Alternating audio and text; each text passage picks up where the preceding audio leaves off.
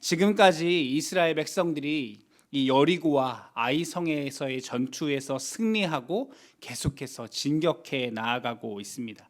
그런데 이 여리고성과 아이성과의 전투, 이 두 가지 전쟁에서의 특징은 이 한 족속과의 전쟁이었다라고 하는 것입니다. 물론 이것도 쉽지 않은 전쟁이었습니다. 실제로 이전의 말씀에서 살펴보면 아이성과의 전쟁에서는 이스라엘 백성들이 패하기도 했습니다. 그런데 이제는 가나안의 연합군들, 이 여리고와 아이성을 지나오는 이 시간들을 뒤로 하고 이스라엘 백성들이 계속해서 진격해 오고 있다라고 하는 이 소식에 이 놀란 이 가나안 사람들이 모두 함께 모여서 이제 이스라엘 백성들과 전쟁을 하려 하고 있는 것입니다. 그 내용이 오늘 본문 1절과 2절 말씀에 이렇게 기록되어 있습니다. 이 일 후에 요단 서쪽 산지와 평지와 레바논 앞 대해 연안에 있는 헷사람과 아모리 사람과 가나안 사람과 브리스 사람과 히위 사람과 여부스 사람의 모든 왕들이 이 일을 듣고 모여서 일심으로 여호수아와 이스라엘에 맞서서 싸우려 하더니 7개의 족속의 사람들이 이제 모여서 한 마음으로 한 뜻으로 이 연합군을 만들어서 이스라엘과의 전쟁을 하려고 합니다. 이제 전면전에 돌입하게 되었습니다. 그런데 이제 다 함께 힘을 합쳐서 연합군을 이루어서 싸우자라고 하는 이 순간에 뭔가 조금 다른 의견을 가지고 다른 살 궁리를 하고 있는 한 사람들이 있었습니다. 그게 누구냐면 바로 이어서 나오는 3절 말씀에 나오는 기브온 사람들입니다. 이스라엘이 지금 있는 길갈에서 멀리 떨어져 있지 않은 곳에 이제는 내 차례인가 보다 싶은 그 사람들이 이 문제를 어떻게 타개해 나갈 수 있을까?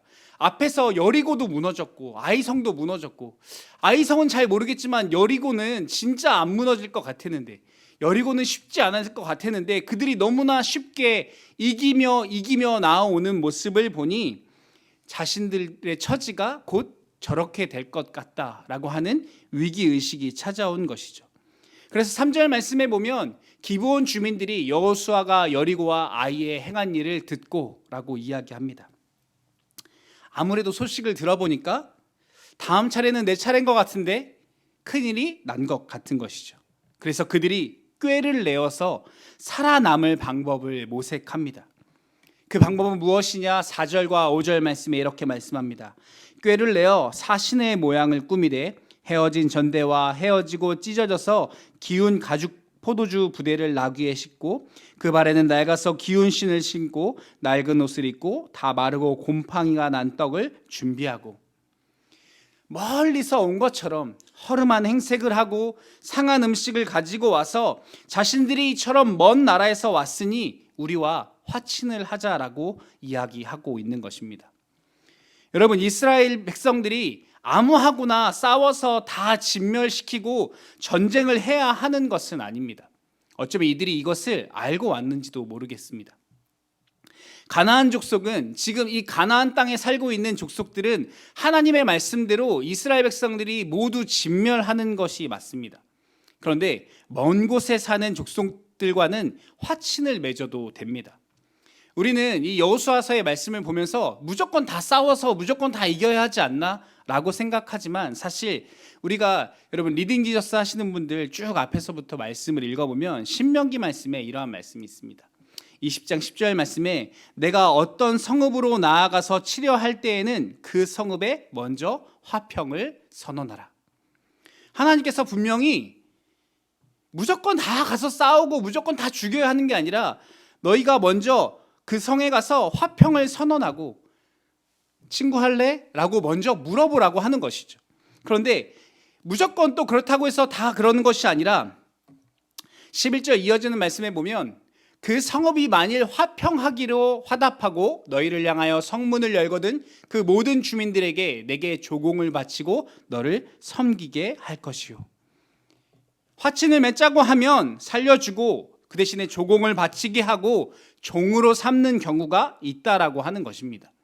그런데 그렇지 않고 만일 너와 화평하기를 거부하고 너를 대적하여 싸우려 하거든 너는 그 성읍을 에워쌀 것이요 내 하나님 여호와께서 그 성읍을 내 손에 넘기시거든 너는 칼날로 그 안의 남자를 다 쳐 죽이고 너는 오직 여자들과 유아들과 가축들과 성읍 가운데에 있는 모든 것을 너희를 위하여 탈취물로 삼을 것이며 너는 내 하나님 여호와께서 내게 주신 적군에게서 빼앗은 것을 먹을지니라. 아멘. 화평을 거부하면 싸워도 된다고 말씀하십니다. 그런데 이 말씀에서 우리가 놓치지 말아야 하는 것, 이어지는 말씀에 나오겠지만 중요한 것이 있는데 이 말씀이 모든 성읍에 해당되는 것은 아니라고 하는 것입니다. 이렇게 화친을 맺거나 아니면은 화친을 맺자고 해서 조공을 바치거나 아니면 그렇지 않는다고 했을 때 전쟁을 하는 경우가 있는데 이것도 특수한 경우라고 하는 것이죠. 분명히 기준이 있다라고 하는 것입니다. 이어지는 15절 말씀에 이렇게 말씀합니다. 내가 내게서 멀리 떠난 성읍들 곧 이 민족들에게 속하지 아니한 성읍들에게는 이같이 하려니와. 멀리 있는 성읍들, 하나님께서 말씀하신 가나안 땅에 있지 않은 저 멀리에 있는 나라들까지 너희가 싸우고 전쟁할 필요가 없다는 것입니다. 그런데 16절 말씀에 오직 내 하나님 여호와께서 내게 기업으로 주시는 이 민족들의 성읍에서는 호흡이 있는 자를 하나도 살리지 말지니. 하나님께서 가나안 땅에 있는 자들은 분명히 모두 진멸하라고 분명히 말씀하셨습니다. 근데 이것도 이유가 분명히 있습니다. 17절 말씀에 곧 헷 족속과 아모리 족속과 가나안 족속과 브리스 족속과 히위 족속과 여부스 족속을 내가 진멸하되 내 하나님 여호와께서 내게 명령하신 대로 하라. 이는 그들이 그 신들에게 행하는 모든 가증한 일을 너희에게 가르쳐 본받게 하여 너희가 너희 하나님 여호와께 범죄하게 할까 함이니라.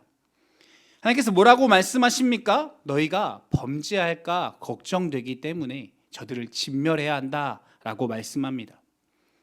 옛말에 금묵자흑이라는 말이 있습니다. 먹을 가까이 하다 보면 자신도 모르게 검어진다는 말입니다.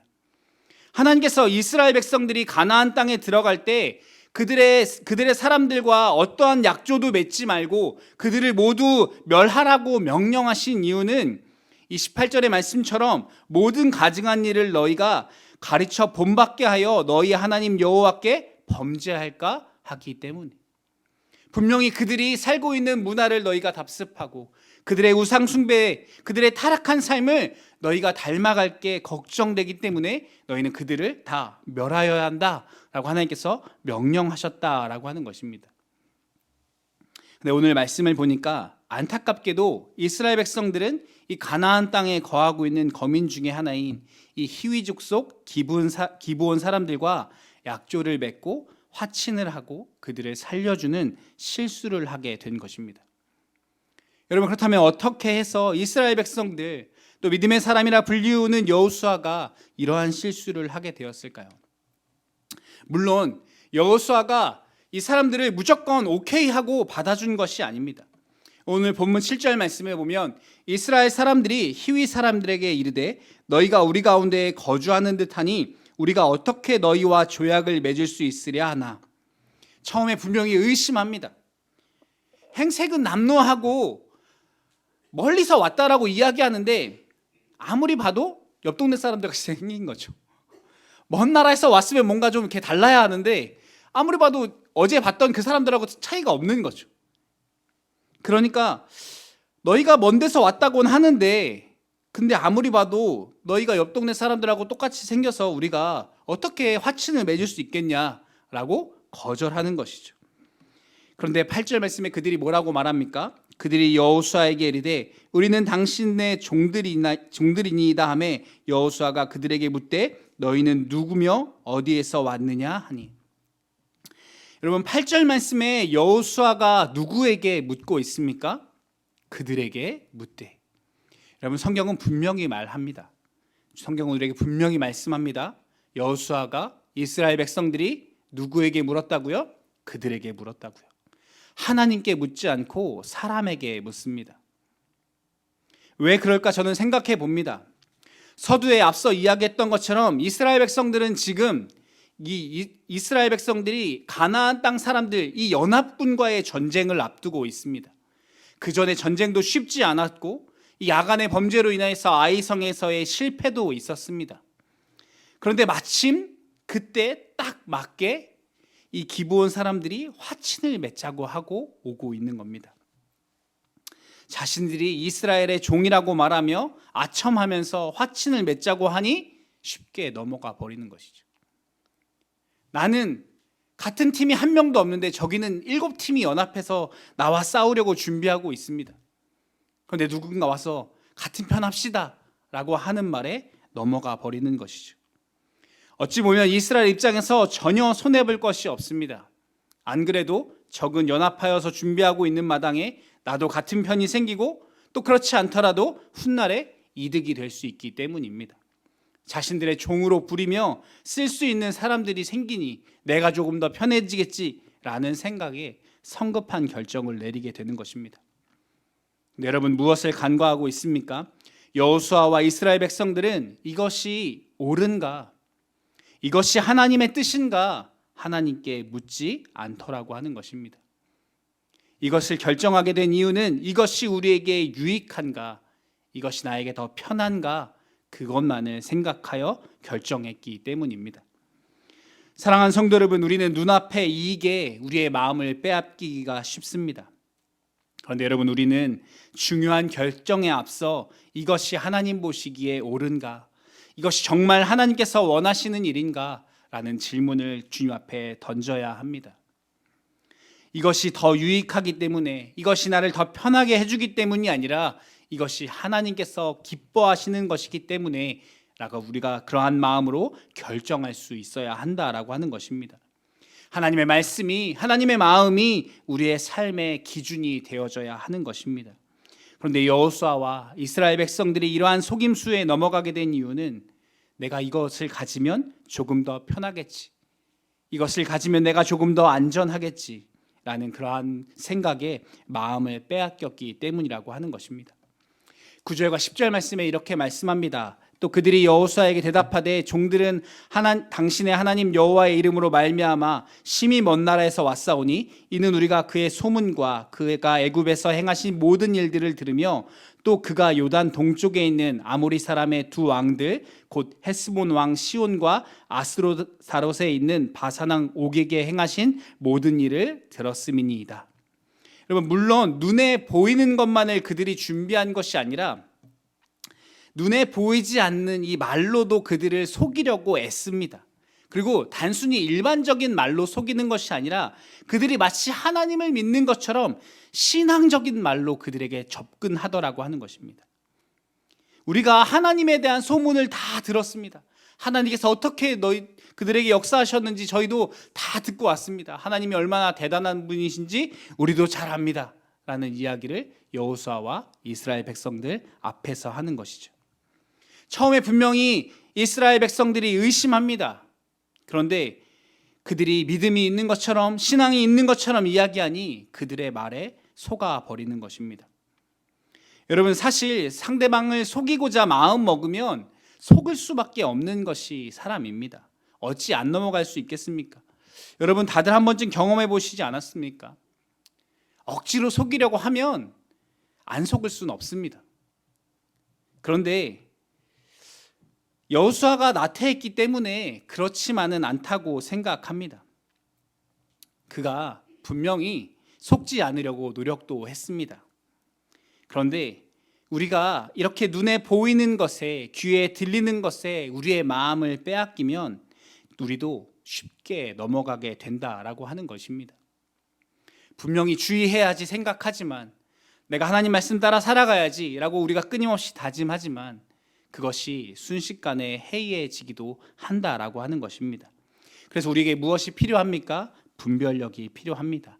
고린도후서 11장 14절에서 15절 말씀, 우리 한 목소리로 한번 같이 읽어보도록 하겠습니다. 시작. 이것은 이상한 일이 아니니라 사탄도 자기를 광명한 천사로 가장하나니 그러므로 사탄의 일꾼들도 자기의 의의 일꾼으로 가장하는 것이 또한 대단한 일이 아니니라. 그들의 마지막은 그 행위대로 되리라. 아멘. 사탄도 광명한 천사같이 가장하고 사탄의 일꾼도 자기를 의의 일꾼이라고 가장한다고 성경은 분명히 우리에게 말씀합니다. 여러분, 이단의 문제도 항상 심각합니다. 많은 이단들이 처음에는 정상적인 교회인 것처럼, 자신들이 정상적인 신앙인 것처럼 행동하고 사람들을 미혹합니다. 자신들에게 더 뭔가 신앙에 열심히 있는 것처럼 행동하고, 교회에서 알려주지 않는 뛰어난 성경 해석 방법이 있고 새로운 영적인 체험을 할 수 있다라고 성도들을 속입니다. 많은 사람들이 그러한 것에 넘어지게 되고 많은 사람들이 그러한 미혹에 빠지게 됩니다. 왜냐하면 순간순간 우리가 주님께 구하며 주님께 더 가까이 나아가지 아니하면 우리는 너무나 미혹되기가 쉽기 때문입니다. 그래서 여러분, 우리는 이런 영적인 분별력이 필요하고 끊임없이 주님께서 말씀하시는 것처럼 깨어있기 위해 힘써야 한다라고 하는 것입니다. 여러분, 믿음의 사람 여호수아도 이 문제에 넘어졌습니다. 우리도 예외는 아닙니다. 그래서 또 조심하고 또 주의하고 또 신중해야 하는 것입니다. 여러분, 그리고 우리가 주의해야 하는 것은 그런 외부의 문제뿐만 아니라 우리가 주의해야 하는 것은 나 자신입니다. 여러분, 나 자신을 너무 믿지 마십시오. 스스로를 너무 과신하지 마십시오. 우리는 이러한 말을 자주 합니다. 야, 그래도 내가 사람 볼 줄 알거든. 야, 다른 건 몰라도 내가 이 분야에서만큼은 통뼈야. 여러분, 이러한 말 자주 하지 않습니까? 내가 신앙생활 한두 해 하니 딱 보면 알지. 여러분, 이러한 과신은 금물이라고 하는 것입니다. 우리 철저하게 우리의 안목과 우리가 바라보는 눈과 우리의 시선과 생각이 완벽하지 못하다라는 것, 늘 오류와 실수가 있다라는 것을 겸손히 인정해야 합니다. 그리고 주님 앞에 지혜를 달라고 기도해야 합니다. 그리고 무엇보다 우리가 날마다 바라보는 그 겉으로 보이는 것이 전부가 아니다라는 것을 깨닫고 늘 하나님의 말씀을 기준 삼아 결정하고 우리의 결정권을 하나님께 드리는 연습과 훈련이 필요하다라고 하는 것입니다. 그래서 14절 말씀에 보면 무리가 그들의 양식을 취하고는 어떻게 할지를 여호와께 묻지 아니하고 라고 말씀합니다. 여기서 보니까 기브온 주민들이 가지고 온 양식을 취했다라고 나와 있습니다. 기브온 사람들이 사신으로 가장해서 평화 조약을 맺기 위해 선물들을 준비해 왔는데 그것을 받았습니다. 마음이 달라지는 것이죠. 뭔가 내 주머니에 두둑하게 생기니까 마음이 달라집니다. 여러분, 그런데 사실 이스라엘 백성들에게 이 양식이나 다른 물건들이 그렇게 절실하지 않았을 겁니다. 정말 필요한 것이었다면, 이들이 정말 궁핍한 상태였다면 그럴 수도 있지라는 마음이 들지 모릅니다. 그런데 여러분, 가나안 땅은 기름진 땅입니다. 젖과 꿀이 흐르는 땅, 하나님의 약속의 땅에 그들이 들어와 있습니다. 뿐만 아니라 얼마 전 여리고와 아이성을 점령하며 분명히 그들이 취한 전리품들이 있었을 겁니다. 여러분, 무엇보다 하나님이 함께 하시지 않습니까? 그런데도 그들이 가지고 온 물건에 눈이 멀어 그들과 화친을 맺게 되는 것입니다. 바로 직전에 경험했던 그 아이성에서의 그 아간과 같은 그 죄를 또 범하고 마는 것입니다. 욕심 앞에 무너지게 되는 것입니다. 여러분, 지금 이 여호수아서 9장의 말씀을 우리가 바라보며 이스라엘 백성들이 여호수아가 그러고 있는 것처럼 우리도 또 주의하고 또 조심해야 합니다.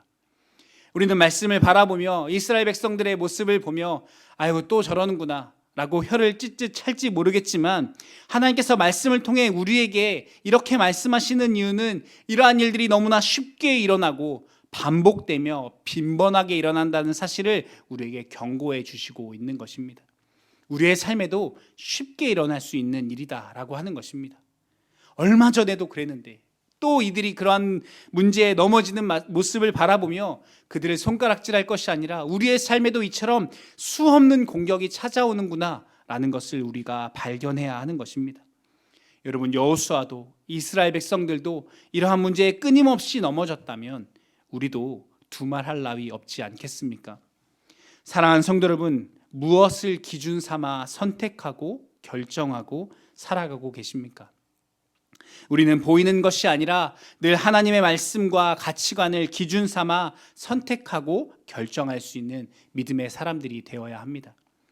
사랑하는 성도 여러분, 우리가 리딩 지저스 말씀을 통독하면서 늘 가까이 하나님께 나아가기 힘쓰지만 우리가 이것을 하고 있다라고 하고 있는 그 사실만으로 안도해서는 안 됩니다. 정말 그것이 우리가 이 표어로 삼은 것처럼 읽는 데서 그치지 않고 담고 닮아가기 위해 매일매일 애쓰고 힘쓰는 삶을 살아가야 하는 것입니다. 그것이 우리의 삶의 기준 되어서 우리가 그러한 결정을 내릴 수 있도록 날마다 우리의 삶을 돌아보아야 합니다. 사랑하는 성도 여러분, 무엇보다 한 걸음 더 나아가 내가 결정하고 내가 선택하는 것이 아니라 그 결정과 선택을 우리의 삶의 주인 되시는 하나님께 드려야 하는 것입니다. 그래서 마지막으로 우리는 하나님께 묻는 사람이 되어야 합니다. 우리는 선택과 결정의 문제에 있어 하나님께 기도로 물어보는 사람이 되어야 합니다. 본문 14절과 15절의 말씀에 이렇게 말씀합니다.